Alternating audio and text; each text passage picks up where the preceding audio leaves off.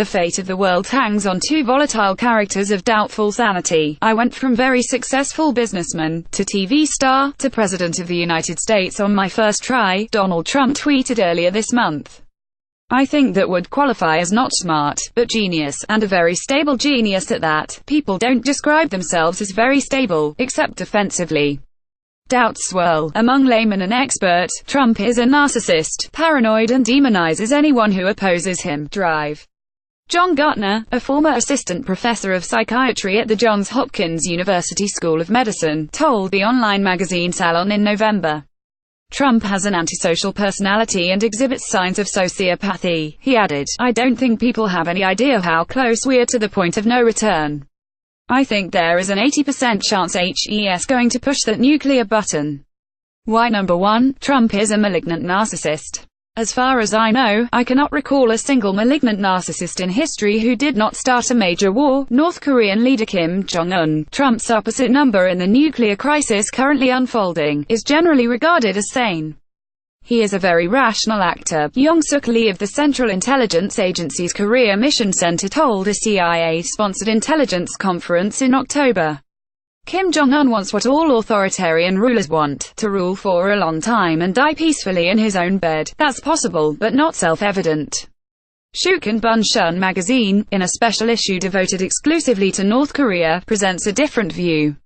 In a report written by journalist Yoshihiro Mokino, Kim comes across as erratic, alcoholic and in perpetual fear for his life, the last perhaps accounting for the first two and not, on the face of it, irrational. Men of his stamp make enemies.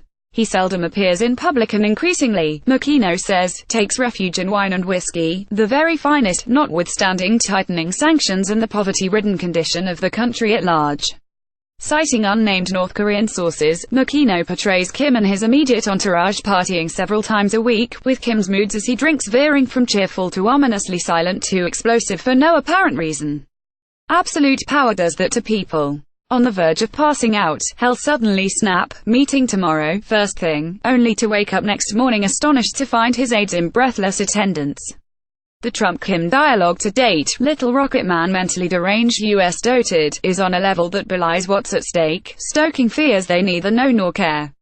What is Kim thinking? Trump's compulsive tweeting gives us a bit of a window on his mind, streaked and opaque but better than nothing.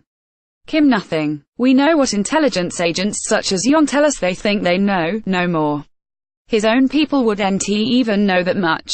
They have, of course, their opinions, their feelings, forged in an environment all but unknown, scarcely imaginable, to the outside world.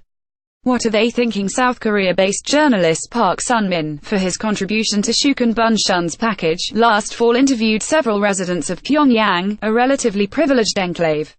They talk, or seem to talk, freely, though naturally anonymously.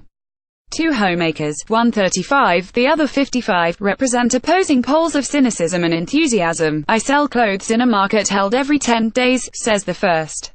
It's hard. I can't sell much. It's all I can do to earn 140 yen in a day. In the old days, before North Korea began nuclear testing in 2006, she did better, but then sanctions bit, shutting down her access to the high-quality, high-priced Japanese clothing that drew eager and well-heeled buyers. The Chinese-made items that must do as substitutes do less well. The men, including my husband, she says, have no work. We call them bow-wow dogs. They stay home and guard the house. The state won't give them work. If it did, it would have to give them rations. All the same, the state make us pay taxes, on various pretexts, food prices up, income down. That's life since the first sanctions, more so now as sanctions tighten, with no end in sight. Does her country's emergence as a nuclear power make up for daily privation? Nuclear weapons will kill the enemy, but they're killing us, too, she says. So why is that person, Kim, doing these things? Her bitterness seems to flare as she speaks. War would be better, even if the Americans die and the Japanese die in it. As for us, whether we die this way little by little, day by day or that way in a war, it's the same. Her last word, even if they strengthen sanctions, the leaders will go on living as before. It's only us ordinary people who are dying. I saw it on TV, says the older woman, meaning the November missile test that seemed to place the continental US within range.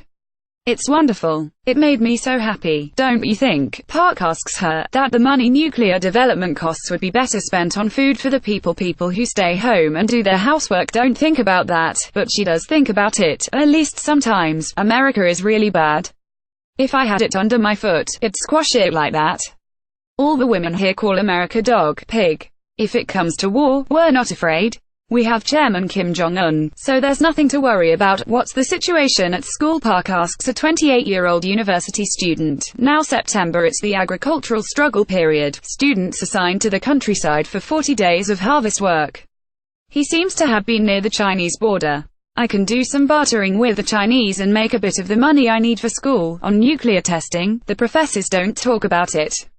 Among the students, he figures 60% are for, 40% against. He's against. Missile launchers don't put rice on the table. A 16-year-old high school girl feels differently. I'm proud of my country. If it's war, I'm not afraid. We'll win. And Kim is like a father to us. The world waits, watches, listens, on tenterhooks. Michael Hoffman is the author of In the Land of the Kami, A Journey into the Hearts of Japan and Other Worlds.